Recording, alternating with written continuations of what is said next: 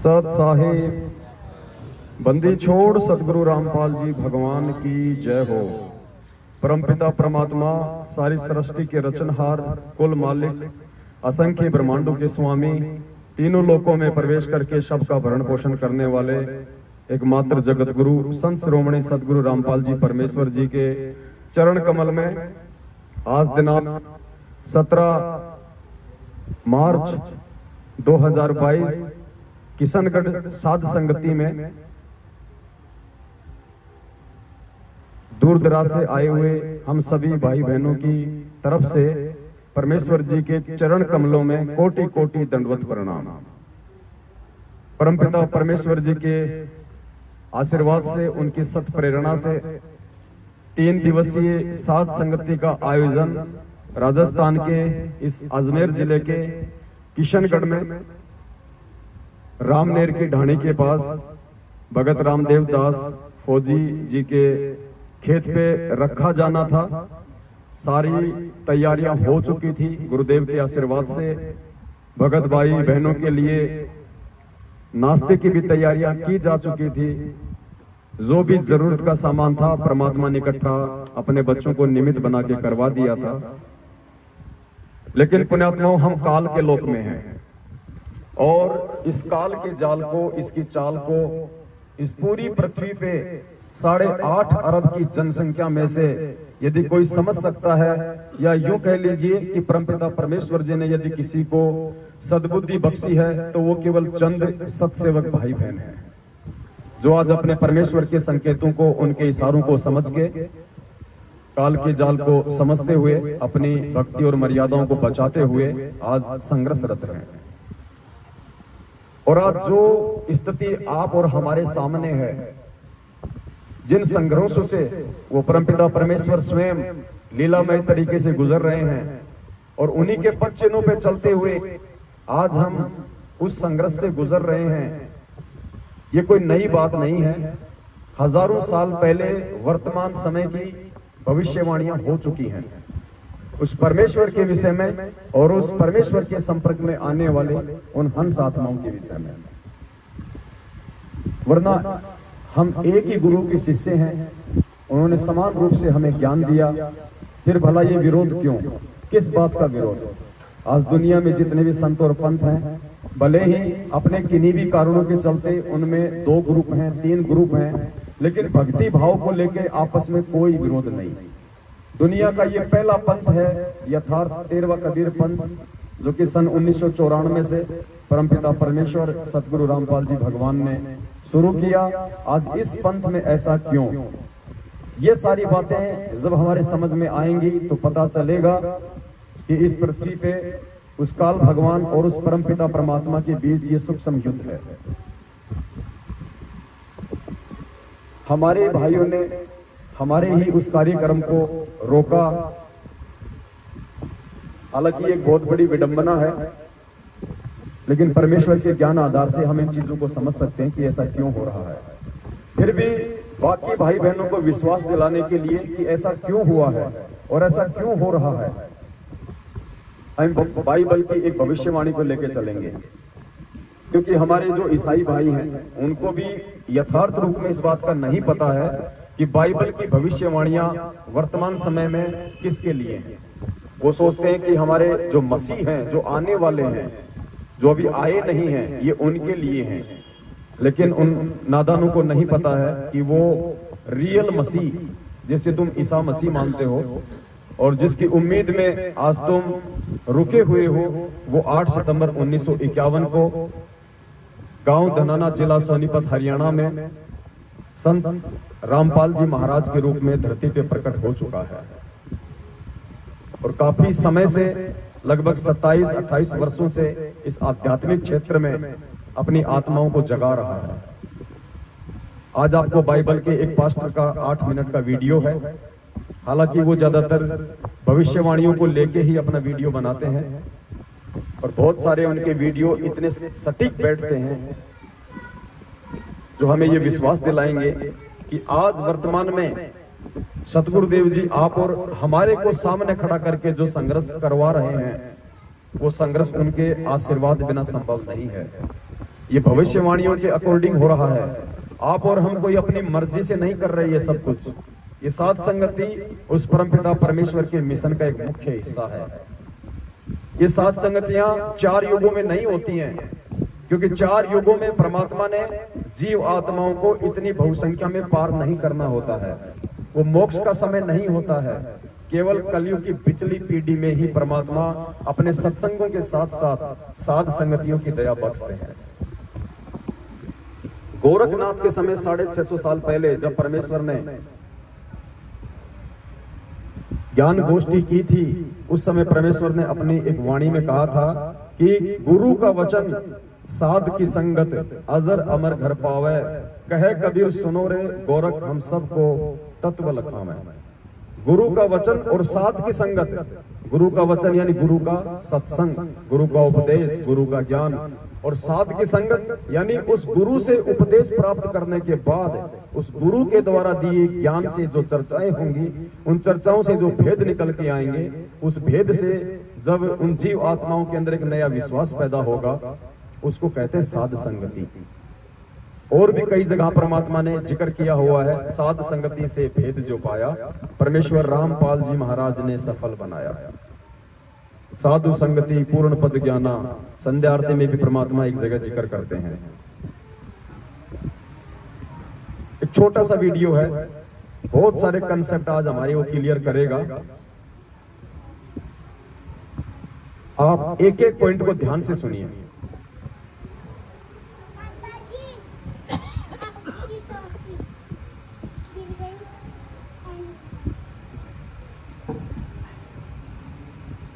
से ऐसा पता चलता है कि यीशु मसीह के आगमन के पहले बात हो रही है इस पास्टर भाई के द्वारा कि ईसा मसीह के आगमन से पहले पुण्यात्माओं यहां जो स्थिति है वो पूज्य गुरुदेव जी के बारे में बताई जा रही है। क्योंकि असली मसीह का मतलब होता है मालिक, रब, गॉड, सबका भगवान, उसको कहते हैं मसीह। और ईसा उनका नाम था, लेकिन हकीकत से ये लोग अपरिचित हैं, सृष्टि रचना से ये लोग अपरिचित हैं, इसलिए ये केवल एक तुक्का सा मारते हैं कि हमारे जो ईसा मसीह जी थे वो वापस आने वाले हैं। लेकिन वो तो परमेश्वर ने आज हमें समझा रखा कि कौन वापस आने वाला है। तो इनके एक एक वचन को आप जी ध्यान से सुनिएगा। ये कह रहे हैं कि ईसा मसीह के आगमन से पहले, आगमन बोले तो सतगुरु रामपाल जी भगवान के इसार जेल से बाहर आने से पहले से ऐसा पता चलता है कि यीशु मसीह के आगमन के पहले वह बहुसंख्यक लोगों को वचन के विरुद्ध और आत्मा के विरुद्ध खड़ा करेगा। कौन खड़ा करेगा? काल भगवान। हिंदी में उसे काल भगवान कहते हैं, निरंजन कहते हैं, और ये जो ईसाई भाई हैं ये उसे कहते हैं एंटी क्राइस्ट। क्राइस्ट का मतलब होता है परमात्मा, और एंटी का मतलब उसके विरुद्ध जो खड़ा होगा, एंटी क्राइस्ट, वो है काल भगवान। तो क्या कह रहा है, ध्यान से सुनिए। से ऐसा पता चलता है कि यीशु मसीह के आगमन के पहले वह बहुसंख्यक लोगों को वचन के विरुद्ध और आत्मा के विरुद्ध खड़ा करेगा। यानी सतगुरु रामपाल जी भगवान के बाहर आने से पहले वो एंटी क्राइस्ट, वो काल भगवान वचन और आत्मा के विरुद्ध लोगों को खड़ा करेगा। वचन यानी पूज्य गुरुदेव जी का ज्ञान, पूज्य गुरुदेव जी के सत्संगों के विरुद्ध लोगों को चलाएगा, गुरु जी के ज्ञान के खिलाफ लोगों को चलाएगा। और आत्मा यानी वो परमात्मा जिन बच्चों को निमित्त बनाएंगे समाज में संदेश देने के लिए साध संगतियों के माध्यम से। तो वो काल भगवान क्या करेगा, एक तो परमात्मा के वचन के विरुद्ध लोगों को खड़ा करेगा, और दूसरा उस परमेश्वर के वचन पे जो सत्सेवक चल रहे होंगे उनको आत्मा कहा है, उन आत्माओं के खिलाफ लोगों को भड़काएंगे, लोगों को खड़ा करेंगे।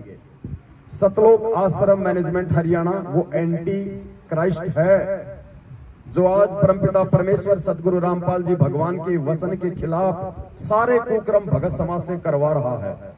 और जब हम आत्माएं उनका विरोध करते हैं तो बाकी संगत को वो हमारे विरुद्ध खड़ा करता है।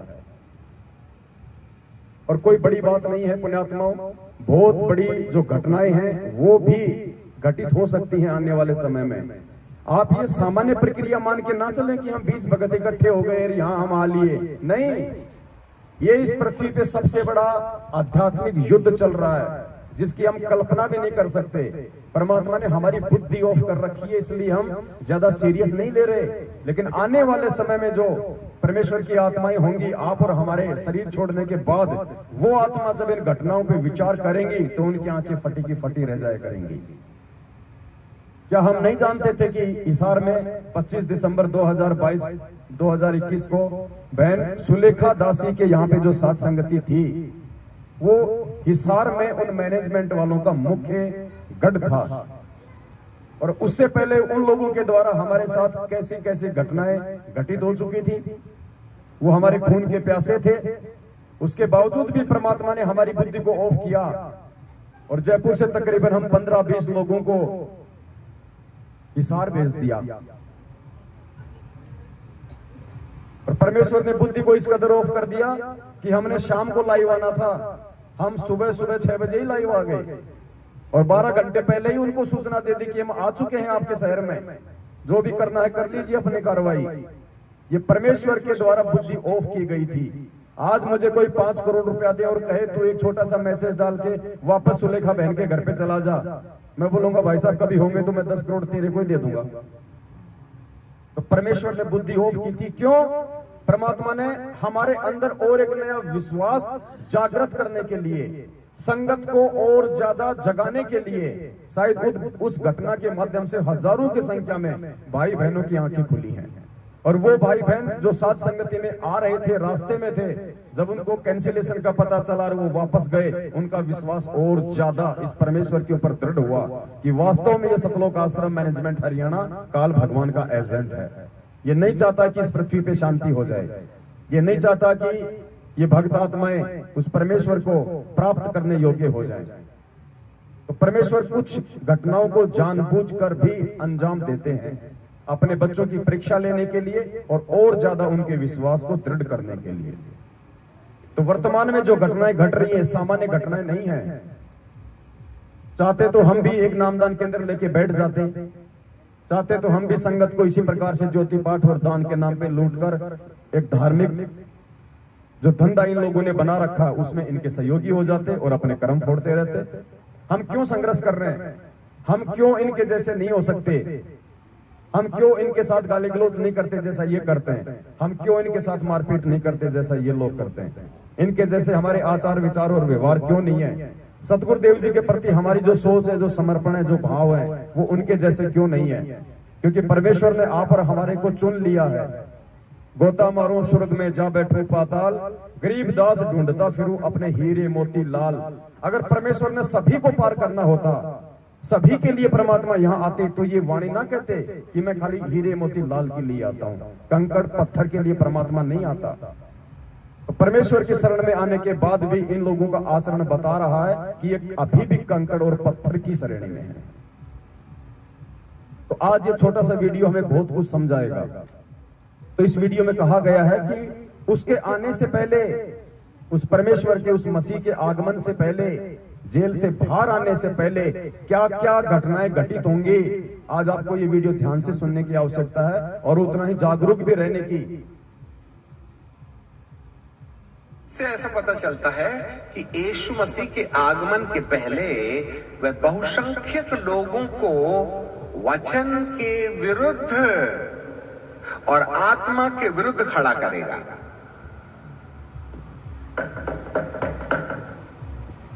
वचन के विरुद्ध और आत्मा के विरुद्ध खड़ा करेगा। अब आगे ये बताएगा कि वचन क्या है और आत्मा क्या है। वचन है वो परमात्मा, वचन है उस परमात्मा का सत्संग, वचन है उस परमात्मा की शिक्षा, और आत्मा वो आत्माएं जो आप यहां बैठे हुए हैं, सत्सेवक जिनको परमेश्वर ने निमित्त बना रखा है। उन आत्माओं के खिलाफ और गुरुदेव के ज्ञान के खिलाफ खड़ा करेगा।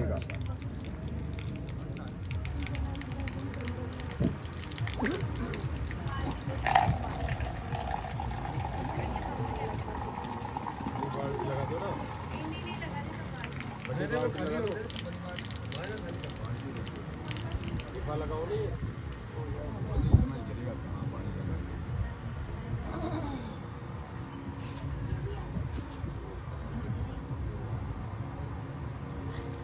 अंदर शुरू कर दिया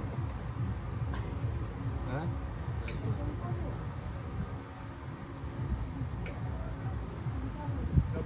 वीडियो ध्यान से सुनना। वचन के खिलाफ वो किन लोगों को खड़ा करेगा और आत्मा के खिलाफ वो किन लोगों को खड़ा करेगा। वचन के खिलाफ वो सांसारिक लोगों को खड़ा करेगा, जगत वालों को परमात्मा के खिलाफ खड़ा करेगा और आत्मा के खिलाफ संगत को खड़ा करेगा, अंदर वालों को खड़ा करेगा। और आज यही स्थिति है। आप हरियाणा चले जाइए, आप देश में कहीं भी चला जाइए, किसी भी संत का जिक्र कर दीजिए, कोई दिक्कत नहीं, किसी को कोई परेशानी नहीं। आप इस पूर्ण परमेश्वर का थोड़ा सा नाम ले लीजिए, पता नहीं क्या क्या सुना देंगे। क्योंकि भविष्यवाणी के अकॉर्डिंग उसने सभी के दिलो दिमाग में जिन जिन आत्माओं के ऊपर उसका कंट्रोल है, और 99.9% आत्माओं के ऊपर आज काल का कंट्रोल है, तो उन आत्माओं के अंदर उस वचन के खिलाफ वो खूब प्रेरणा भर देगा। आज इस परमात्मा का नाम किसी को नहीं सुहाता, ये हकीकत है। तो वो जो दुनिया वाले हैं, ज्यादातर संख्या में लोगों को उस वचन के खिलाफ खड़ा कर देगा, संत रूप में आए हुए उस परमात्मा के खिलाफ खड़ा कर देगा, और उस परमेश्वर की संगत को उस आत्मा के खिलाफ खड़ा करेगा, जो आत्मा निमित्त बन के भाई बहनों को जगा रही होंगी। ध्यान से सुनिए। खड़ा करेगा। से ऐसा पता चलता है कि यीशु मसीह के आगमन के पहले वह बहुसंख्यक लोगों को वचन के विरुद्ध और आत्मा के विरुद्ध खड़ा करेगा।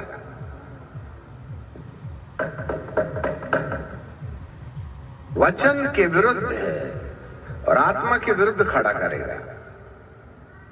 वचन के विरुद्ध अन्य जाति लोग खड़े हो जाएंगे और आत्मा के विरुद्ध अंदर के लोग खड़े हो जाएंगे। लिसन मी केयरफुली, क्योंकि बाहर वालों को पवित्र आत्मा के मामले में कोई आइडिया नहीं है। बाहर वालों को पवित्र आत्मा के मामले में कोई आइडिया नहीं, यानी जो जगत वाले हैं उनको सात संगतियों से कोई लेना देना नहीं, उनको सत्सेवकों के विषय में कोई जानकारी, कोई लेना देना नहीं। सत्सेवक और सात संगतियों के विषय में यदि किसी को जानकारी है तो संगत को है, तो वो संगत वालों को खड़ा करेगा सात संगतियों के विरुद्ध। जैसे 700 भक्तों को गुमराह करके अजमेर के एसपी को परसों ज्ञापन देने के लिए उसने खड़ा कर दिया, हिसार में खड़ा कर दिया, मध्य प्रदेश में खड़ा कर दिया 500 लोगों को सात संगति रुकवाने के लिए, क्योंकि संगत वालों को जानकारी है कि वो पवित्र आत्माएं कौन है, ये सात संगतियां क्या हैं, ये सत्सेवक क्या है, जगत वालों को नहीं पता है। इसलिए उस पवित्र आत्मा यानी उन सत्सेवकों के खिलाफ वो अंदर वालों को खड़ा करेगा, संगत वालों को, और परमात्मा के खिलाफ बाहर वालों को।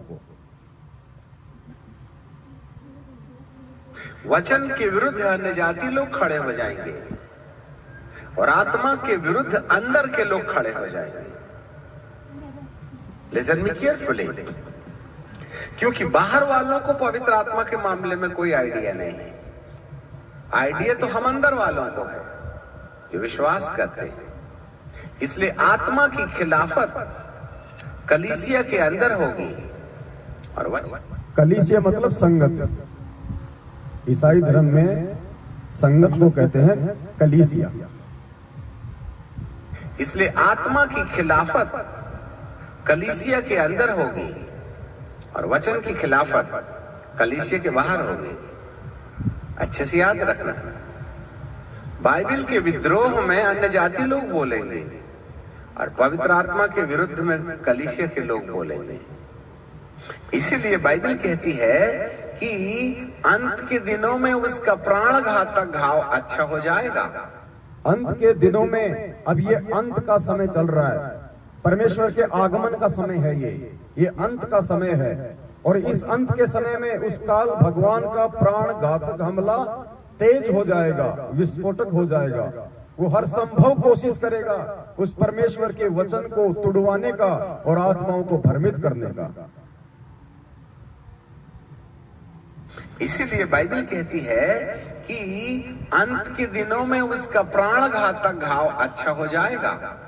इससे ऐसे पता चलता है कि पवित्र आत्मा के द्वारा आने वाले बदलाव के विरुद्ध कलीसियाओं के अंदर में बाइबल ज्ञानी विश्वासी कहीं ना कहीं किसी गैर आत्मा के कब्जे में जाकर पवित्र आत्मा का विद्रोह करने लगेंगे। संगत के अंदर जो भाई बहन होंगे वो किसी गैर आत्मा के कब्जे में जाकर और उस पवित्र आत्माओं का विरोध शुरू कर देंगे। कौन सी पवित्र आत्माएं? जो उस परमेश्वर के वचन आधार से संगत में बदलाव कर रही होंगी। बदलाव क्या हो रहा है? परमेश्वर की आरतियां। परमात्मा ने दया करके हमसे जो यथार्थ विधि से जो आरतियां शुरू करवाई हैं कि हम आज से पहले आरती सुन रहे थे या हम आरतियां कर रहे थे। परमेश्वर को भोग लगाना, गुरुदेव को भगवान बताना, दाढ़ी मूछ वाली फोटो को खाली काल्पनिक बताना, ये बदलाव है कलीसिया के अंदर, संगत के अंदर। तो ये कह रहा है कि संगत के अंदर जो बदलाव उस पवित्र आत्मा के द्वारा, उन सत्सेवकों के द्वारा जो शुरू किए जाएंगे, वो संगत को उनके विरुद्ध खड़ा कर देगा। ध्यान से सुनिए। कलीसियाओं के अंदर के द्वारा कि अंत के दिनों में उसका प्राण घातक घाव अच्छा हो जाएगा। इससे ऐसे पता चलता है कि पवित्र आत्मा के द्वारा आने वाले बदलाव के विरुद्ध कलीसियाओं के अंदर में बाइबल ज्ञानी विश्वासी कहीं ना कहीं किसी गैर आत्मा के कब्जे में जाकर पवित्र आत्मा का विद्रोह करने लगेंगे। ये कोऑर्डिनेटर, ये नामदान संचालक, गुरुदेव का छोटा कलयुगी भाई महेंद्र, गुरुदेव के बेटा बेटी, भाई बंधु, रिश्तेदार, जवाई, ये सब गैर आत्माएं हैं। ये काल के कब्जे में, एंटी क्राइस्ट के कब्जे में, और संगत इनके कंट्रोल में आके उस बदलाव को स्वीकार नहीं करेंगी। और जो बदलाव परमात्मा हमसे करवा रहे हैं इस भक्ति मार्ग में, उनके विरोध में खड़ा हो जाएंगी। कहीं ना कहीं किसी गैर आत्मा के कब्जे में जाकर पवित्र आत्मा का विद्रोह करने लगेंगे, पवित्र आत्मा के फलों का विद्रोह करने लगेंगे, पवित्र आत्मा के कामों को अस्वीकार करने लगेंगे। जो भी बदलाव परमात्मा करवा रहे हैं, अब 7 संगतियों की परमात्मा ने शुरुआत करवाई, तो देखिए सीधे सीधे तौर पे ये लोग भयंकर रूप से हमारे विरोध में आ गए हैं। राजस्थान के डीजी को डायरेक्ट लेटर दिया गया है संगत को गुमराह करके भीड़ दिखा के। राजस्थान के डीजीपी ने अजमेर के एसपी को लेटर भेजा कार्रवाई के लिए। अजमेर के एसपी साहब ने किशनगढ़ के डिप्टी साहब को लेटर भेजा। डिप्टी साहब ने थाने को तलब किया। भगत रामदेव दास जी के पास में फोन आया। हम तीनों भाई डिप्टी ऑफिस गए। कजोड़ जी के पास जयपुर फोन गया। ये सब कुछ इन भविष्यवाणियों के अकॉर्डिंग उस बदलाव को रोकने के लिए, क्योंकि एंटी क्राइस्ट, उस काल भगवान को ये डर है कि कहीं ये आत्मा जाग ना जाए, उस परमेश्वर को पहचान ना लें। इनके अंदर जो प्यार, प्रेम, एक दूसरे के साथ विनम्र अधीनता के साथ जो मिलने जुलने की प्रक्रिया शुरू हो रही है, ये कहीं फल फूल ना जाए, मेरा साम्राज्य खाली ना हो जाए। इस चिंता में उसने उन पवित्र आत्माओं के खिलाफ अपने दूतों को निमित्त बना के संगत को भड़काना शुरू कर दिया, संगत को खड़ा कर दिया उसके विरोध में। ध्यान से सुनिए वीडियो का एक एक शब्द। मैं बाइबल ज्ञानी विश्वासी कहीं ना कहीं किसी गैर आत्मा के कब्जे में जाकर पवित्र आत्मा का विद्रोह करने लगेंगे, पवित्र आत्मा के फलों का विद्रोह करने लगेंगे, पवित्र आत्मा के कामों को अस्वीकार करने लगेंगे।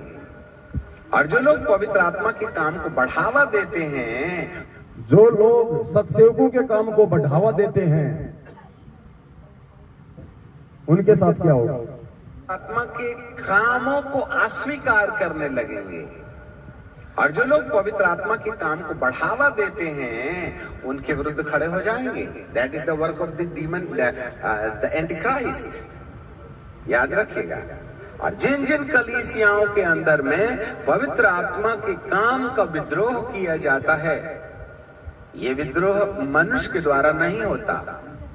ये जो विद्रोह आप और हमारा जो किया जा रहा है संगत में, सात संगतियों को रुकवाने का, ये कह रहा है कि ये मनुष्य के द्वारा नहीं है। कोई ये ना समझे कि वो कोऑर्डिनेटर अपनी तरफ से कर रहा है, वो नामदान संचालक अपनी तरफ से कर रहा है, गुरुदेव के परिवार वाले अपनी तरफ से ये पीले पर्चे निकाल रहे हैं। नहीं, उस काल के दबाव में, क्योंकि इनकी बुद्धि मर्यादा टूटने के चलते उसके कंट्रोल में है। जैसा वो इनको प्रेरणा करेगा, उस आधार से अब ये सारे उल्टे कुक्रम करेंगे। The Antichrist. याद रखिएगा। और जिन जिन कलीसियाओं के अंदर में पवित्र आत्मा के काम का विद्रोह किया जाता है, ये विद्रोह मनुष्य के द्वारा नहीं होता और ना ही उनकी सूझबूझ के द्वारा होता है, परंतु कोई गैर आत्मा, जिसको ख्रिस्त विरोधी आत्मा कहते हैं, उनके माथे पर आ बैठती है और वे उस आत्मा के नियंत्रण में जाने के बाद पवित्र आत्मा के काम की खिलाफत करने लगते हैं। और एक व्यक्ति के अंदर पवित्र आत्मा के काम को जितना ज्यादा बुझाया जा सकता है, अंधकार की सफलता इसी में है। अंधकार की सफलता इसी में है, यानी काल की सफलता इसी में है कि उन पवित्र आत्माओं के खिलाफ जितना हो सके उतना संगत को भड़का दिया जाए। एक भगत को भी यदि सात संगति से दूर कर दिया जाए तो ये कह रहा है कि उस अंधकार का काम हो जाएगा, शैतान का काम हो जाएगा। क्योंकि परमात्मा ने क्या बताया कि ये एक एक आत्मा के लिए लड़ाई लड़ता है। जब कबीर परमात्मा 650 साल पहले मगर से लीला करके सहशरीर सतलोक जा रहे थे, तो काल ने दुर्गा जी को सामने खड़ा कर दिया और क्या कहा परमात्मा ने कि कीन्या मगर पियाना, सतगुरु कीन्या मगर पियाना। कितना परमेश्वर को तोड़ने का काम किया गया, कैसे कैसे लोभ और लालच दिए गए, एक आम व्यक्ति समझ के, एक आम साधक समझ के, यानी एक एक आत्मा के लिए पूरी जोर से ये लड़ाई लड़ता है। उस आत्मा के नियंत्रण में जाने के बाद पवित्र आत्मा के काम की खिलाफत करने लगते हैं। और एक व्यक्ति के अंदर पवित्र आत्मा के काम को जितना ज्यादा बुझाया जा सकता है, अंधकार की सफलता इसी में है। Pin point. इसी के विषय में सावधान रहना है कि कोई तुम्हारे अंदर पवित्र आत्मा के काम को न मिटकाए, न प्रेम, न आनंद, न मेल, न धीरज, न कृपा, न भलाई, न विश्वास, न नम्रता और न ही संयम। ये सारे के सारे गुण आज आपको सत्सेवकों में देखने को मिल सकते हैं। हमारे अन्य भगत भाई बहन जो उन दुष्ट आत्माओं के कंट्रोल में हैं, उनमें इनमें से एक भी गुण आपको नहीं मिलेगा। प्रेम, आनंद, मेल। अब आज हम भाई बहन हैं, क्या हमने किसी की जाति पूछी है? क्या हमने कोई किसी को ये कहा कि तुम कहां से आए हो, तुम कौन सी जाति में हो, तुम्हारा क्या गोत्र है, तुम यहां पे कब तक रहोगे? कुछ नहीं पूछते, क्योंकि परमेश्वर ने हमें एक चीज सिखा दी कि जीव हमारी जाति है, मानव धर्म हमारा, हिंदू मुस्लिम सिख ईसाई धर्म नहीं कोई न्यारा। परमेश्वर ने हमारे को प्यार करना सिखाया है, प्रेम करना सिखाया है, एक दूसरे का सहयोग करना सिखाया है। हर संभव कोई भी कोशिश करके इस परमेश्वर के मिशन को आगे बढ़ाया जाए, ये सिखाया है। हमारी तरफ से किसी भी की आत्मा को जरा सी भी ठेस ना लगे, ये परमात्मा ने सिखाया है। तो जो 9 ये गुण हैं, ये केवल आपको सत्सेवकों में देखने को मिलेंगे, साध संगतियों में मिलेंगे। और ये 9 गुण और आत्माओं के अंदर ना प्रवेश हो, इसके लिए वो एंटी क्राइस्ट इस सतलोक आश्रम मैनेजमेंट हरियाणा के माथे पे बैठ के और सारे उल्टे कर्म करवा रहा है, साध संगतियां रुकवा रहा है, ताकि परमेश्वर का मार्ग आगे ना बढ़े। ये आत्मा आपस में मेल जोल के साथ ना रहें, एक दूसरे से ना मिले, इनका प्यार प्रेम आगे ना बढ़े, परमात्मा में इनका विश्वास ना बढ़े। हमारे अंदर पवित्र आत्मा के काम को ना मिटकाए, न प्रेम, न आनंद, न मेल, न धीरज, न कृपा, न भलाई, न विश्वास, न नम्रता और न ही संयम। ये जो 9 ईश्वरीय अनुभव हैं, पवित्र आत्मा के प्रकाशन से मनुष्य के जीवन में रोशनी पैदा करते हैं और इसी आधार पर आपके शरीर का मुर्दों में से जी उठना तय किया जाता है। शरीर में से मुर्दों का उठना तय किया जाता है। अंदर से परमेश्वर साध संगतियों से हमारी आत्मा को चार्ज कर रहे हैं, रिचार्ज कर रहे हैं, ताकि हम इस काल लोक की झूठी भावनाओं से हटके अपने परमेश्वर में ध्यान लगाएं, सतलोक में हमारी आसक्ति हो, हमारी रुचि हो, और वो ये नहीं चाहता है। पवित्र आत्मा के प्रकाशन से मनुष्य के जीवन में रोशनी पैदा करते हैं और इसी आधार पर आपके शरीर का मुर्दों में से जी उठना तय किया जाता है। जितने प्रतिशत में ये 9 अनुभव होंगे, आपके मुर्दों में से जी उठने वाले शरीर को उतना ही तेजोमय कपड़ा मिलेगा। तेजोमय कपड़ा, नूरी शरीर, और वो केवल सतलोक में है, क्योंकि बाइबल की भविष्यवाणियां हैं। और हम सबको पता है, ईसा मसीह के सूली पे लटकाए जाने के बाद, क्राइस्ट पे लटकाए जाने के बाद 4 दिन बाद जो जिंदा हुआ था, और 40 दिन तक ईसा मसीह के रूप में जिसने हजारों चमत्कार किए थे, भगत समाज के अंदर एक विश्वास पैदा किया था भक्ति और भगवान के ऊपर, वो ईसा मसीह जी नहीं थे, वो कबीर परमात्मा था।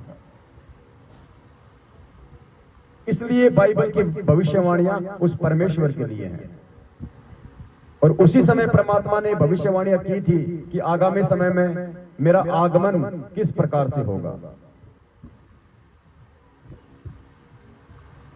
जितने प्रतिशत में ये 9 अनुभव होंगे, आपके मुर्दों में से जी उठने वाले शरीर को उतना ही तेजोमय कपड़ा मिलेगा और कलीसिया जितनी तेजस्वी होगी, शैतान का उतना ही जरा जोर से ड्रम बजेगा। कलीसिया जितनी तेजी से जागेगी, शैतान का उतना ही ज्यादा ड्रम बजेगा। संगत जितनी तेजी से जागेगी साथ संगतियों से, काल भगवान का उतना ही ड्रम बजेगा। इसलिए ये प्रयास हो रहा है साथ संगतियों को रोकने का। पुण्यात्माओं, आज की रात या जहां जहां भी साथ संगतियां होंगी, परमेश्वर आप और हमें निमित्त बना के, आप यकीन करना परमेश्वर की विशेष दृष्टि उस जगह पे होगी। खुद परमात्मा की वाणी है कि जहां जन से महिमा सुनूं वहां मैं गवन करंत, और वो तो नगर अमान है जहां मेरे प्यारे संत। उन पवित्र आत्माओं की बदौलत परमात्मा विनाशकारी समय में उस पूरे क्षेत्र की भी रक्षा करता है। और इस पूर्ण परमात्मा की महिमा वर्तमान में पूरी पृथ्वी पर केवल सात संगतियों के माध्यम से ही गाई जा रही है। और जिन भाइयों को नींद आ रही है वो थोड़ा सा आगे सुन लीजिए, आगे का वीडियो उनके लिए, कि सात संगतियों में आके नींद लेना कितना खतरनाक साबित होगा फिर आगे। तेजों में कपड़ा मिलेगा और कलीसिया जितनी तेजस्वी होगी, शैतान का उतना ही जरा जोर से ड्रम बजेगा। इसलिए आइए और सतरंजी गरम कीजिए और 10 रुपए डालिए और जाइए और चर्च में बैठ के मच्छर मारते रहिएगा।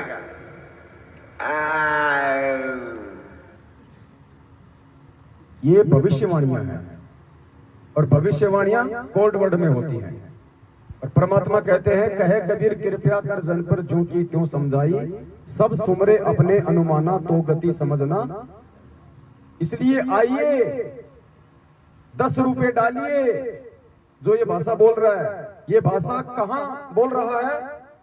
ये नकली आश्रम जो खोल दिए गए हैं, मुंडका, भिवाड़ी, सिंहपुरा, जहां जहां भी गरीबदास जी के बोध दिवस के नाम पे 3 दिन का पाठ रख दिया, कबीर जी के प्रकट दिवस के नाम पे 3 दिन का पाठ रख दिया, कबीर जी के प्रस्थान दिवस के नाम पे 3 दिन का पाठ रख दिया। आइए 10 रुपए डालिए और बस मजे लीजिए। ध्यान से सुनना इसको, और मच्छर मारते रहिए। शरीर को उतना ही तेजोमय कपड़ा मिलेगा और कलीसिया जितनी तेजस्वी होगी, शैतान का उतना ही जरा जोर से ड्रम बजेगा। इसलिए आइए और सतरंजी गरम कीजिए और 10 रुपए डालिए और जाइए और चर्च में बैठ के मच्छर मारते रहिएगा। चर्च यानी ये आश्रम, उसमें बैठ के मच्छर मारते रहो, कुछ नहीं मिलना जुलना वहां। अमर्यादित लोग बैठे वहां पे, अनाधिकारी लोग बैठे हैं, पाठ के नाम पे ठग रहे हैं। बस तुम उसमें 10 रुपया डालो, यानी 10 रुपया मतलब दान। जरा जोर से ड्रम बजेगा। इसलिए आइए और सतरंजी गरम कीजिए और 10 रुपए डालिए और जाइए और चर्च में बैठ के मच्छर मारते रहिएगा और चले जाइएगा। बहुत से लोगों को चर्च के अंदर आए कि 5-7 मिनट क्या गुजरा, एक गीत के बाद में अच्छी खासी नींद आने लगती है। घर में तो 4 बच्चे हैं, नींद कहां से आएगी? 4 इकट्ठा चिल्लाएंगे तो। यहां तो एक ही बच्चा चिल्लाता है। इसलिए चर्च में नींद आने की सबसे अच्छी सुविधा है। इसलिए सात संगतियों में नींद आती भाई, क्योंकि यहाँ पे परमात्मा की चर्चा है। और नींद उसी आत्मा को आएगी जिसके ऊपर काल का प्रभाव ज्यादा है, विकारों का प्रभाव ज्यादा है। वरना सात संगति में तो नींद उड़ जानी चाहिए। और यहाँ भी अगर किसी को नींद आती है तो सोच लीजिए कितनी कमजोरी में है। हम यहाँ सोने के लिए नहीं आते हैं, सोने के लिए हमारा घर है ना, पूरे महीने सोते हैं। अरे एक रात नहीं जाग सकते हम, 2 रात नहीं जाग सकते, दिन में सो लो। दिन में क्या काम, कौन से गुलगुले उतारते हैं भाई? नहाओ धो खाओ, मालिक को भोग लगाओ और सो।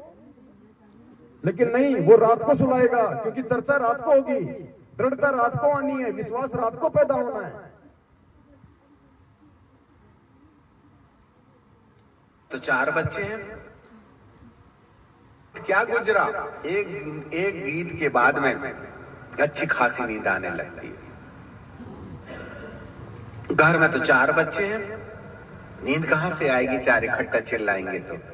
यहां तो एक ही बच्चा चिल्लाता है। इसलिए चर्च में नींद आने की सबसे अच्छी सुविधा है।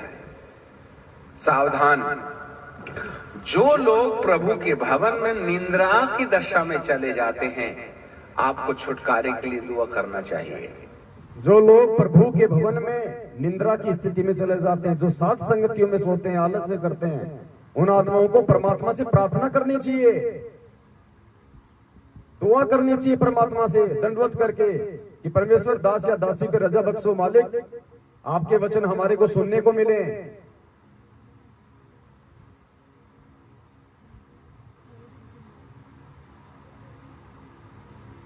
चर्च में नींद आने की सबसे अच्छी सुविधा है।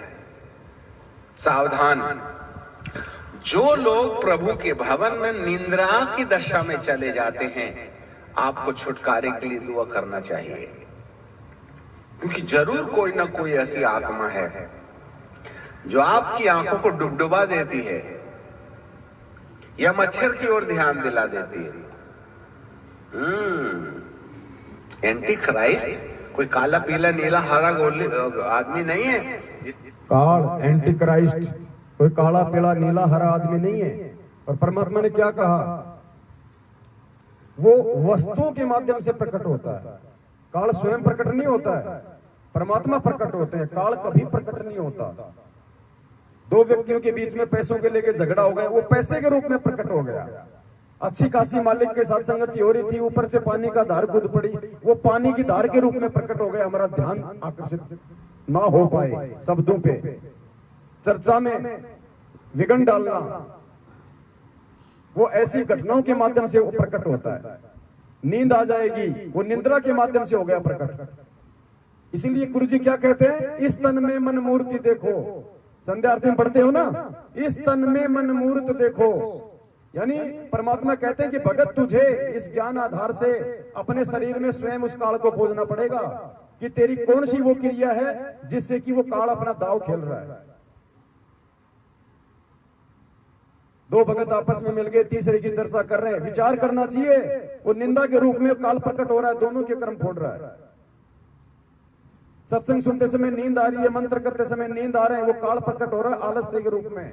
इस तन में मन मूर्त देखो, क्योंकि शरीर में है ना काल का वास, परमात्मा का भी इसी में वास है। कौन सा हमारा वो कर्म है जो परमेश्वर कर रहा है, कौन से कुकर्म की प्रेरणा काल कर रहा है, तो ये हमने स्वयं जांचना पड़ेगा। इतना आगे हमने ज्ञान को आधार बना के बढ़ना पड़ेगा, अवलोकन करना पड़ेगा, हमने ऑब्जर्वेशन करना पड़ेगा ज्ञान आधार से। जो आपकी आंखों को डुबडुबा देती है या मच्छर की ओर ध्यान दिला देती है। एंटी क्राइस्ट कोई काला पीला नीला हरा गोली आदमी नहीं है जिसके सींग होंगे, बड़े बड़े दांत होंगे, उल्टे पैर होंगे, गाल में बाल होंगे। वरन व्यक्ति वस्तु स्थिति के अंदर में वह हमें पवित्र आत्मा की प्रति बेपरवाह लापरवाह करके आपके जीवन के अंदर में ईश्वरीय आचरण नहीं आना चाहिए, इस प्रयास में वो लगा रहेगा, जिससे कि तुम्हारा पुनरुत्थान ना होवे, जिससे कि तुम्हारा पुनरुत्थान ना होवे। Hallelujah, praise the Lord. यही है ख्रिस्त विरोधी आत्मा। सावधान रहो, धार्मिकता का त्याग हो जाएगा। अर्थात जब लोग वचन के अनुसार चलने से अपने आप को इनकार कर देंगे, जब लोग वचन के अनुसार चलने से अपने आप को इनकार कर देंगे। आज 90% संगत जो मैनेजमेंट के कब्जे में है, उन्होंने इनकार कर दिया है गुरुजी के ज्ञान आधार से चलने से, गुरुजी के वचन अनुसार चलने से। कब कहा परमात्मा ने दोगली राजनीति करो, कब कहा परमात्मा ने आरक्षण के लिए लोगों की लड़ाई में उनका साथ दो, कब कहा परमात्मा ने गैंगस्टरों की सीबीआई जांच का साथ दो, उनकी रैली और धरनों में जाओ, उनको 5-5 लाख रुपए का चंदा दो। कब कहा परमात्मा ने आरक्षण में 16-16 लाख का चंदा दो। कब कहा परमात्मा ने तुम देह दान करो, रक्त दान करो, पिंड प्राण जिन दीने दाना, गरीबदास जाको कुर्बाना। गरीबदास जी कह रहे हैं कि नालायक, तुझे खुद ये पिंड ये प्राण उस परमात्मा ने दान में दिया है, और दान में दी गई वस्तु को दान करने का तेरा कहां अधिकार है। लेकिन वो भटकाएगा, वो भरमाएगा, वो शंका पैदा करेगा, वो तोड़ेगा, उसका यही काम है। सावधान रहो, ये ख्रिस्त विरोधी आत्मा। सावधान रहो, धार्मिकता का त्याग हो जाएगा।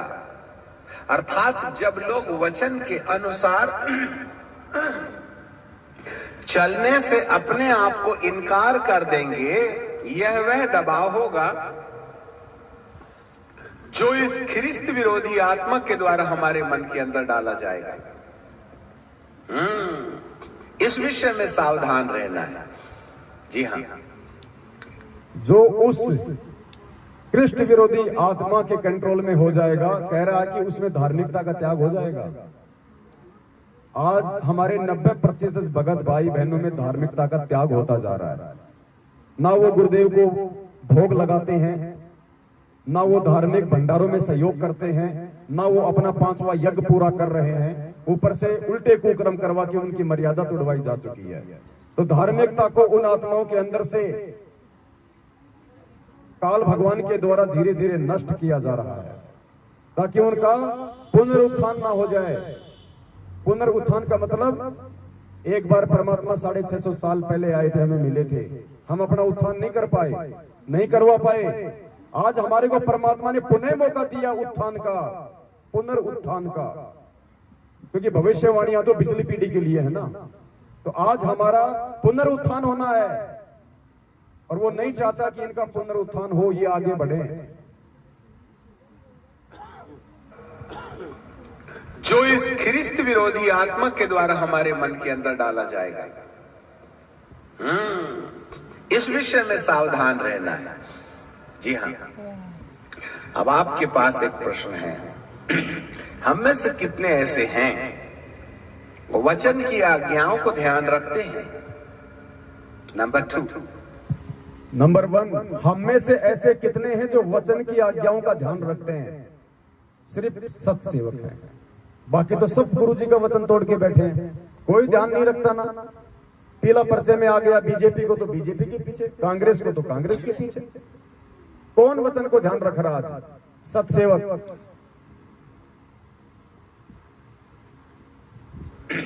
हम में से कितने ऐसे हैं वो वचन की आज्ञाओं को ध्यान रखते हैं? नंबर 2,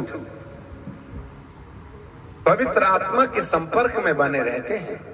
नंबर 2, पवित्र आत्मा के संपर्क में बने रहते हैं, यानी सत्सेवकों के संपर्क में बने रहते हैं। यानी ऐसे कितने हैं जो सात संगतियों से जुड़े हैं? नंबर 2, पवित्र आत्मा के संपर्क में बने रहते हैं। नंबर 3, पवित्र आत्मा को वचन के अनुसार हमारा जीवन बदलने की अनुमति देते हैं। पवित्र आत्मा को वचन के अनुसार हमारा जीवन बदलने की अनुमति देते हैं, यानी वो सत्सेवक जो परमेश्वर के वचन आधार से आत्मिक उत्थान की जानकारी संगत को दे रहे हैं, यथार्थ भक्ति विधि की, धार्मिक यज्ञ की, भंडारों की, उसके अनुसार कितनी आत्माएं हैं जो उनका सहयोग करती हैं, जैसा वो कहते हैं ज्ञान आधार से वैसा उनको फॉलो करती हैं। संपर्क में बने रहते हैं। नंबर 3, पवित्र आत्मा को वचन के अनुसार हमारा जीवन बदलने की अनुमति देते हैं। ये सावधान लोग हैं।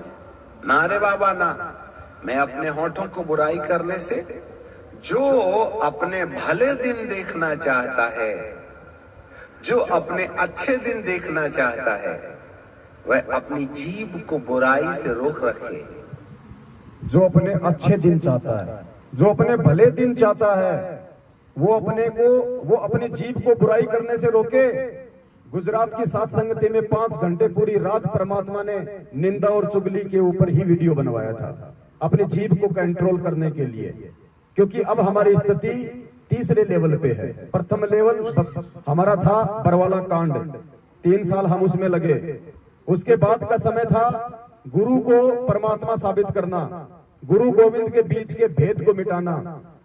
वो मिट गया, समझने वाले समझ गए। और अब आत्मिक उत्थान की ओर 1 महीने पहले से परमात्मा दास को निमित्त बना के संदेश दिलवा रहे हैं। जयपुर में जब दास ने वीडियो बनाया था अजोड़ भगत जी के वहां घर पे, जब वहां पे मधु बहन भी आई हुई थी, तो क्या संदेशा दिलाया था कि पुण्यात्माओं, अब हमने ये 2022 शुरू हो चुकी है, अपने आत्मिक उत्थान की ओर आगे बढ़ना है। ये वही समय है भविष्यवाणियों का। भले दिन देखना, ये सावधान लोग हैं। ना रे बाबा ना, मैं अपने होठों को बुराई करने से, जो अपने भले दिन देखना चाहता है, जो अपने अच्छे दिन देखना चाहता है, वह अपनी जीभ को बुराई से रोक रखे। इसका मतलब है बुराई करने वाला अपने पैर में कुल्हाड़ा मारता है और खुद ही ऑटो रिक्शा में हॉस्पिटल जाता है। रामचंद्र जी भी उसी परमात्मा का बच्चा, लेकिन देख लो कहां पहुंच गया, सात संगतियों से दूर हट के। ये सर्वविदित है, वापस आने की स्थिति में नहीं है। ये भविष्यवाणियां हैं, ये कोई बच्चों ने नहीं लिखी हैं, ये परमात्मा ने लिखवाई है।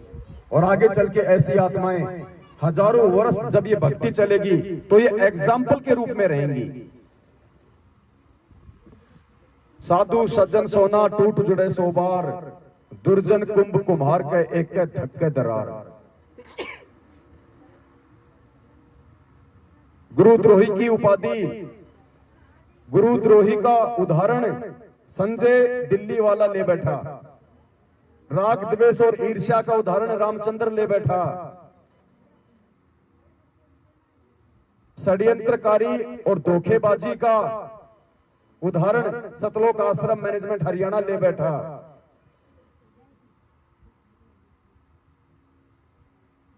देखना चाहता है, जो अपने अच्छे दिन देखना चाहता है, वह अपनी जीभ को बुराई से रोक रखे। इसका मतलब है बुराई करने वाला अपने पैर में ही कुल्हाड़ा मारता है और खुद ही ऑटो रिक्शा में हॉस्पिटल जाता है। आप खुद ही अपनी टांग काट डालते हैं। बुरा दिन देखना है तो खूब बुराई करो, और भले दिन देखना है तो जीभ को बुराई से रोक रखो। वो क्या करता है, हमारे दिमाग के अंदर में ख्रिस्त विरोधी आत्माएं एक दूसरे की लांछन करने के लिए हमको प्रेरणा देता है। इसकी टीका उसकी बदी, ये लोभ वो लालच, ये झगड़ा वो झांसा, ये बीड़ी वो तमाकू, ये दारू वो झगड़ा। इस प्रकार की टेंडेंसी पैदा करने के पीछे इन तमाम दुरात्माओं का हाथ है। और ये जो दुष्ट आत्माएं हैं, मनुष्य के जीवन के अंदर इस प्रकार का व्यवहार इसलिए उत्पन्न करती हैं कि आपका दूसरे आगमन में पुनरुत्थान रुक जावे। क्यों करते हैं ये लोग ऐसा? क्यों रामचंद्र जी ऐसा कर रहे हैं? क्यों संजय दिल्ली वाला ऐसा कर रहा है? क्यों मैनेजमेंट आज ऐसा कर रहा है? सबसे बड़ा रीजन क्या बताया भविष्यवाणी में? ध्यान से सुनना इस शब्द को। मनुष्य के जीवन के अंदर इस प्रकार का व्यवहार इसलिए उत्पन्न करती हैं कि आपका दूसरे आगमन में पुनरुत्थान रुक जावे। आपका दूसरे आगमन में भी पुनरुत्थान रुक जाए। पहला आगमन परमात्मा का 650 साल पहले, दूसरा आगमन आज। पहले हम उत्थान नहीं कर पाए, आज मौका है पुनरुत्थान का। वो कह रहा है कि उस परमेश्वर का दूसरा जो आगमन है पिछली पीढ़ी में संत रामपाल जी भगवान के रूप में, उस समय भी तुम्हारी आत्मा का उत्थान रुक जाए। इसके लिए आत्मा को तोड़ने के इतने ये प्रयास हो रहे हैं।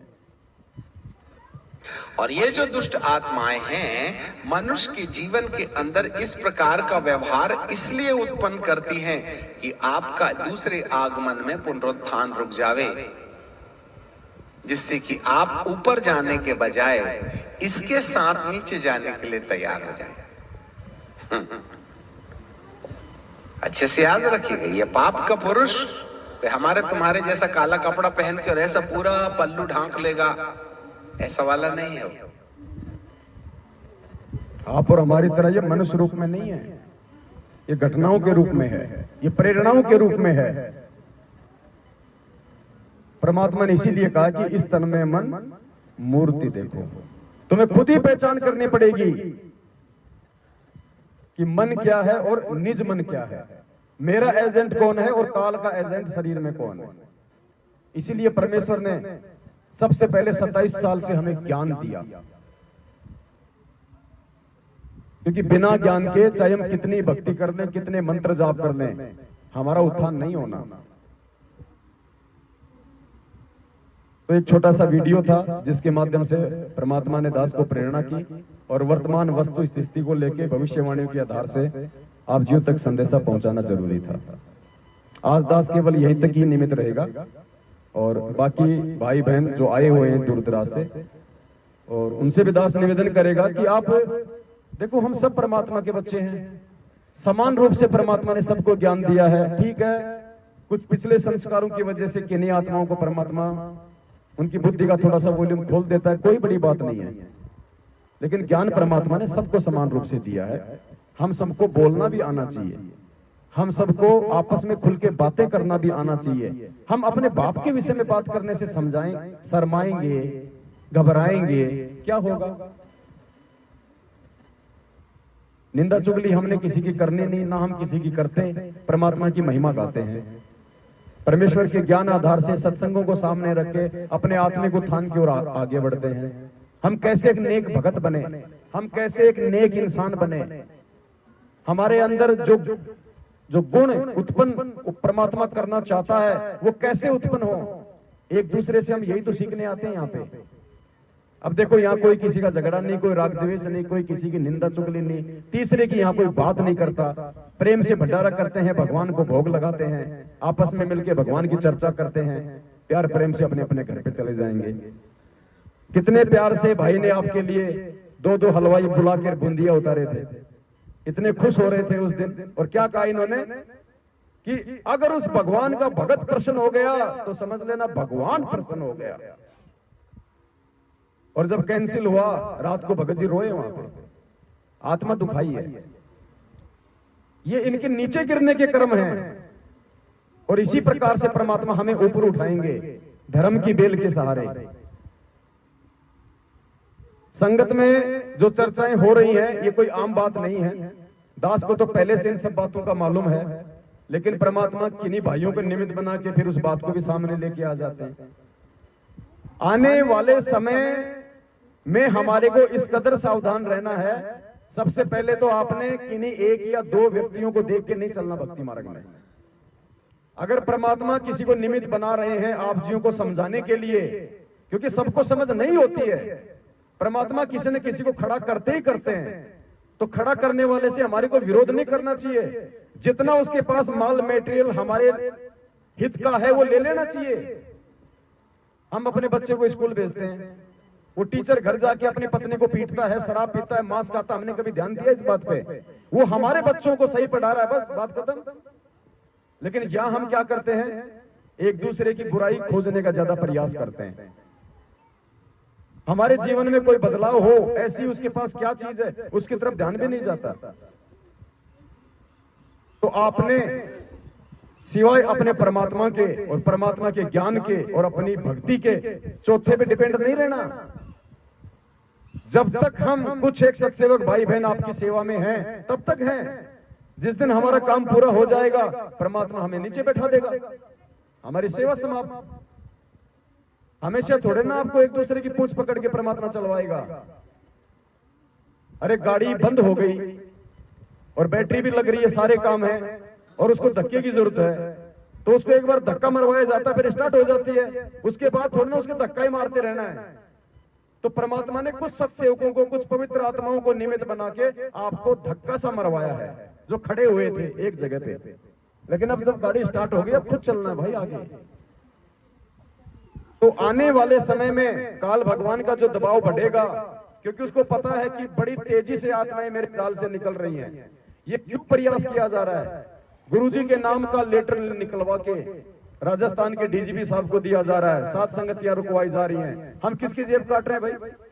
अखबारों में हमारे खिलाफ ठग हैं, चोर हैं, संगत को लूट रहे हैं, जगत वालों से पैसे इकट्ठे कर रहे हैं। सबूत कुछ भी नहीं है, फिर भी मीडिया झूठा लिख रहा है। प्रशासन हमारी अनुमति को रोक देता है ऐसे झूठे लोगों के इशारों पे, क्योंकि ये काल का लोक है, वो सब काल के अंडर में है। उनका आपस में कोई टकराव नहीं, कोई विरोध नहीं। हमारे अच्छे कामों को रोकने में सब एक हो जाएंगे। तो आने वाले समय में पुण्यात्माओं, हो सकता है हमारी सेवा ज्यादा समय की ना हो, इसलिए अब आपको अपने स्तर पे इस आध्यात्मिकता में ऊपर उठना है। और जो प्लानिंग जो हो सकती है काल भगवान की, खैर वैसे तो मालिक साथ में है, लेकिन फिर भी परमात्मा पता नहीं किस किस प्रकार से सबकी परीक्षा लेगा।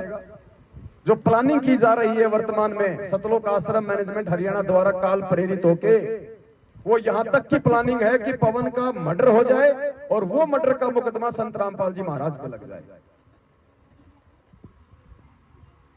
आप लोगों को पहले दास आगाह कर रहा है।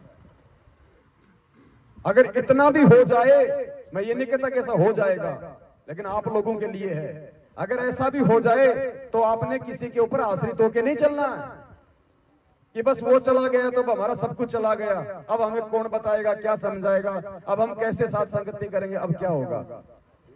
यानी कुछ आत्माओं के साथ इस कदर भी घटनाओं को अंजाम दिया जा सकता है आने वाले समय में। वैसे तो सिर पे साई सत्य है, तो को क्या भय रे।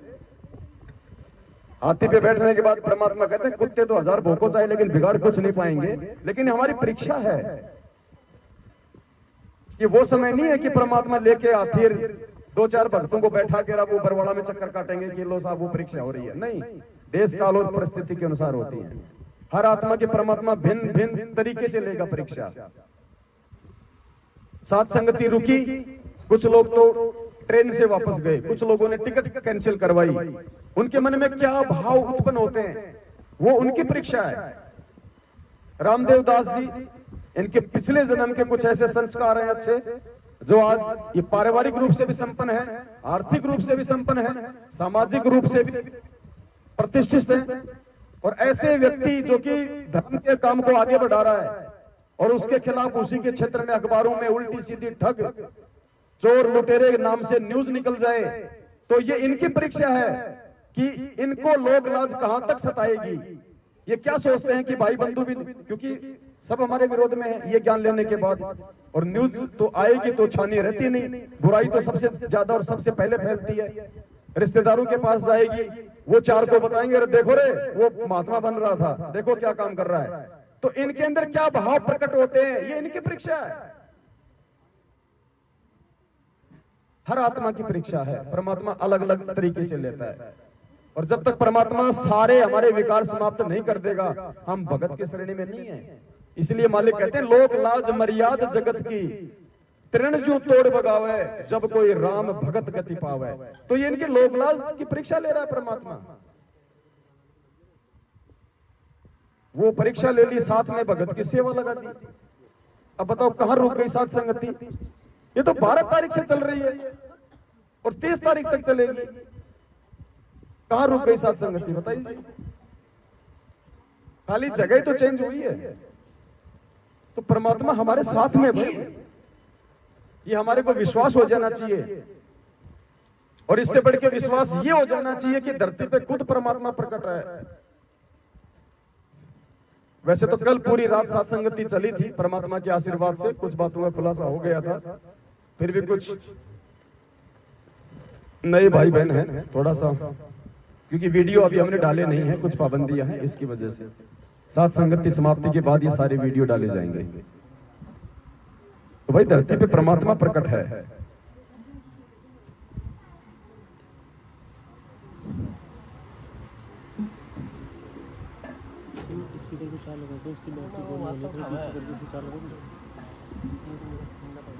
महीने भर पहले परमात्मा ने एक महाखुलासा करवाया था धरती पे परमात्मा के प्रकट होने को लेके। एक जो शब्द था कि भाई अर्धरात्रि बीत गई, सौपन में दिखे घनश्याम, इंद्र दमन एक मंदिर बनवा दे, जगन्नाथ हो जिसका नाम। फिर आगे इसमें छुआछात को लेके परमात्मा ने किया, और फिर क्या कहा, इतनी जल्दी सच साहेब आ रही है ना अभी, तो इसको लगा। तो उस शब्द के माध्यम से परमात्मा ने यह साबित करवाया था कि धरती पे आज वही कब्र परमात्मा संत रामपाल जी भगवान के रूप में प्रकट है।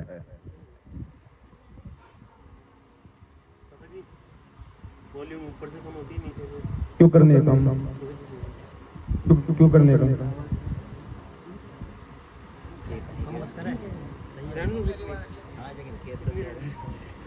ये तो 2 घंटे से कितनी तो है।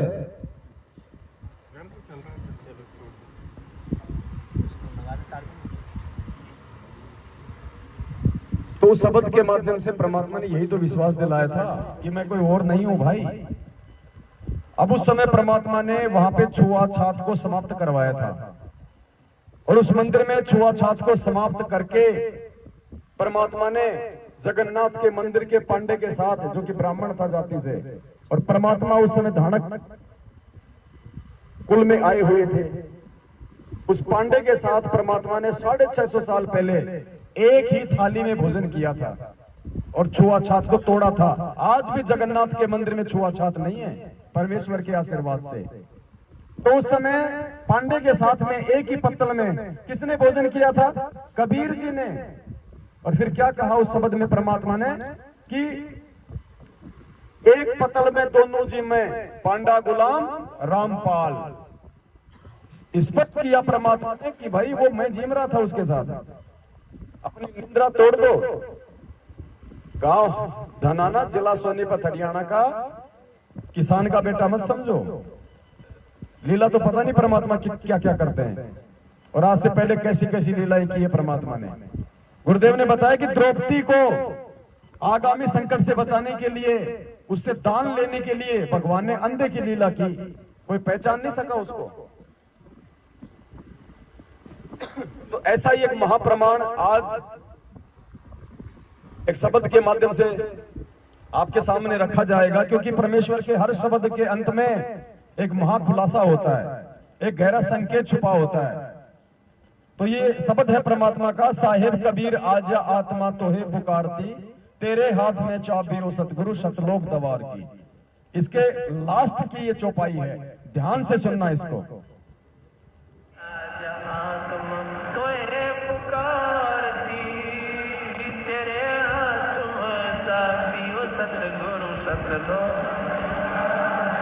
गोरखनाथ रिद्धि सिद्धि में भूला नहीं समाव, मुर्दे तक को जीवित करते काल भक्ति दरड़ा। 650 साल पहले कबीर परमेश्वर जी के साथ में गोरखनाथ जी की ज्ञान गोष्ठी हुई थी। सुना ना आप लोगों ने गुरुदेव जी के सत्संग में? सुना है ना?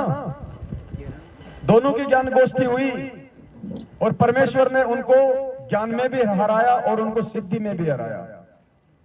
उसके बाद में क्या किया गोरखनाथ जी ने? दीक्षा ली थी कबीर परमात्मा से, कबीर जी उनके सतगुरु बने। अब वो कबीर जी कौन थे उस समय? गोरखनाथ को किसने दीक्षा दी थी उस समय? अभी शब्द में ध्यान से सुनना। फिर गोरखनाथ रिद्धि सिद्धि में फूला नहीं समावे, मुर्दे तक को जिंदा करके यो काल भक्ति दरड़ावे। उसके बाद सुनना फिर गोरखनाथ ने किससे दीक्षा ली थी, किसको अपना गुरु बनाया था। गोरखनाथ रिद्धि सिद्धि में फूला नहीं समावे, मुर्दे तक को जिंदा कर दे काल भक्ति दरड़ावे। रामपाल सतगुरु की शरणा पावे, डोरी मकर तार की। किसकी शरणा पाई थी? रामपाल सतगुरु की शरणा पावे, डोरी मकर तार की। उनको सतनाम तक दिया था परमात्मा ने। तो ये हर शब्द के अंत में एक आपको रहस्य मिलेगा। आज से पहले हमारे में से किसी के भी समझ में नहीं आ रही थी ये बातें। हम हजारों बार इन शब्दों को सुन चुके थे, आज भी सुन रहे थे, लेकिन ना मेरे समझ में आ रही थी ना आपकी समझ में आ रही थी, क्योंकि परमात्मा ने हम सबकी बुद्धि ऑफ कर रखी थी। जब वो तक वो ठीक का समय नहीं आता, परमात्मा बुद्धि ओपन नहीं करता। आज जितने भी आध्यात्मिक रहस्य परमात्मा ने पिछले समय से प्रकट करवाए हैं, ये आज ही क्यों करवाए सारे? क्योंकि अब वो समय आ गया कि हम इस परमात्मा की पहचान कर लें। अंत निकट है, फिर समय नहीं रहेगा, और इसकी पहचान हुए बिना इसके ऊपर विश्वास नहीं हो पाएगा, और विश्वास के बिना भक्ति नहीं चलेगी, और भक्ति नहीं होगी तो विनाशकारी समय में हमारा बचाव कहां से होगा? कहे कबीर सुनो भाई साधो मैं तो हूं विश्वास में। ये नहीं कहा परमात्मा ने कि कहे कबीर सुनो भाई साधो मैं तो हूं सतनाम में, मैं तो हूं प्रथम नाम में, मैं तो हूं सार नाम में।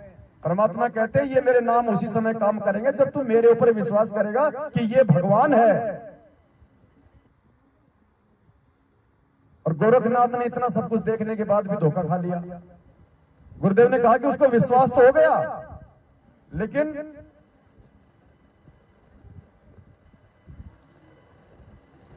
और फिर वो धोखा खा गया।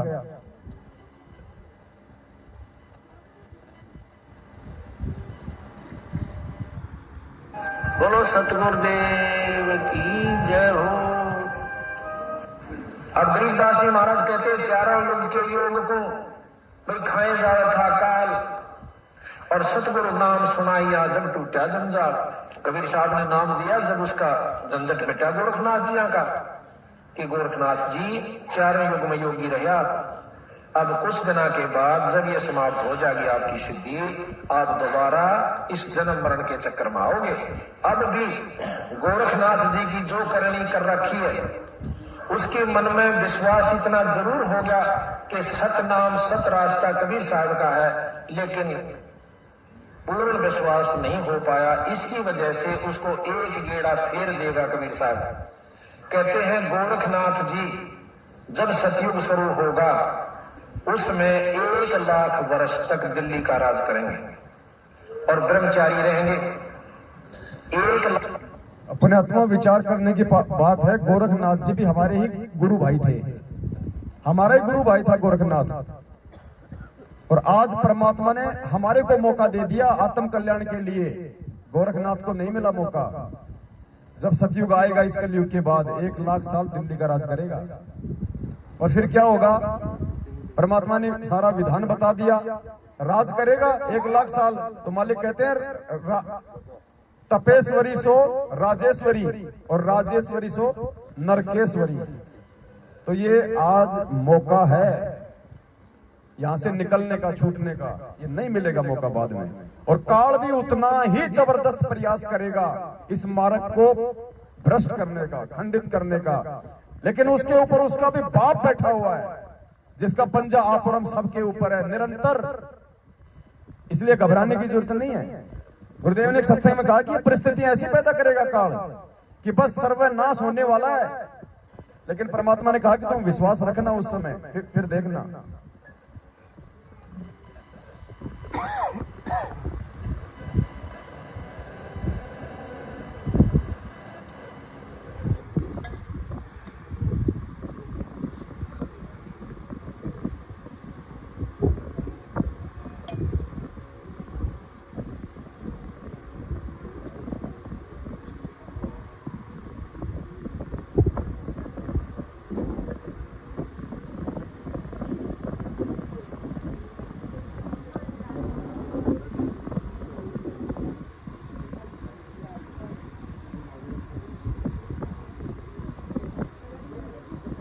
देखो क्या कह रहे हैं परमात्मा, इतना विश्वास करना पड़ेगा गुरुदेव पे।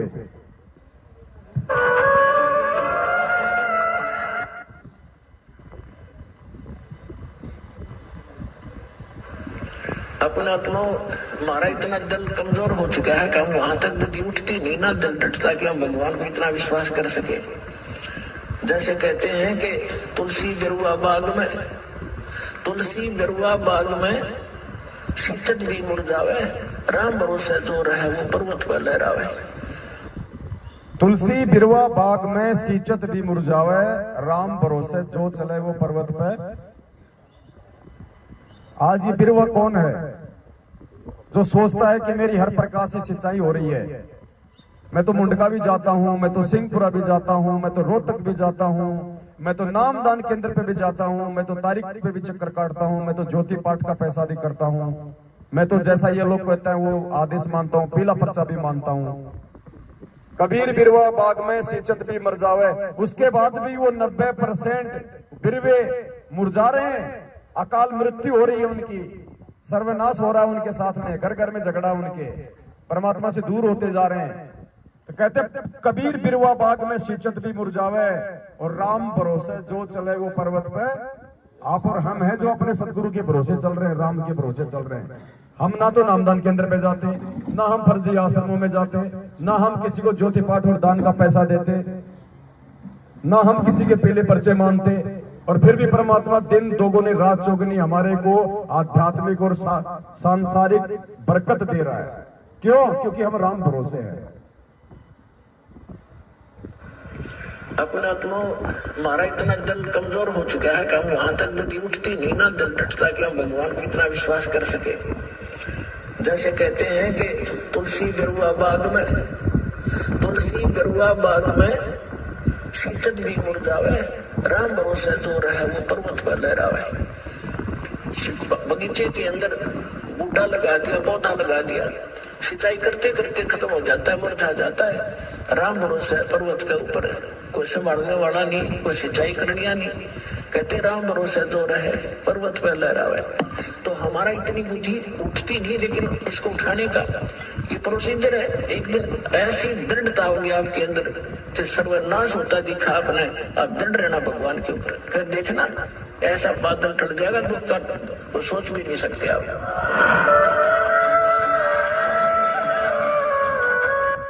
तो बात यहाँ पे आती है दृढ़ता की, और ये दृढ़ता बिना विश्वास की नहीं आ सकती, और ये विश्वास बिना सतगुरुदेव जी के सत्संगों के नहीं आ सकती, और बिना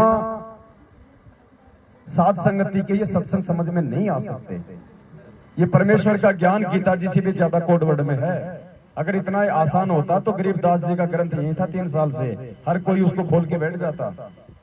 किसी ने एक वाणी का शरणार्थ भी ढंग से नहीं किया आज तक। तो भाई ये परमात्मा है जो आप और हमें मिला हुआ है। अब इतना ज्ञान देने के बाद, शिक्षित करने के बाद, पिछली पीढ़ी में जन्म देने के बाद, अब ये खुल के छाती फाड़ के नहीं दिखाएगा हनुमान की तरह कि मैं ही हूं। इतनी बुद्धि विवेक हमारे अंदर भी होनी चाहिए। अब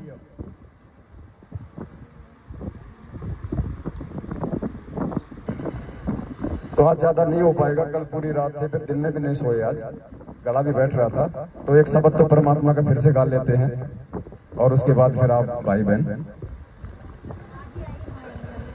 हाँ, सत साहिब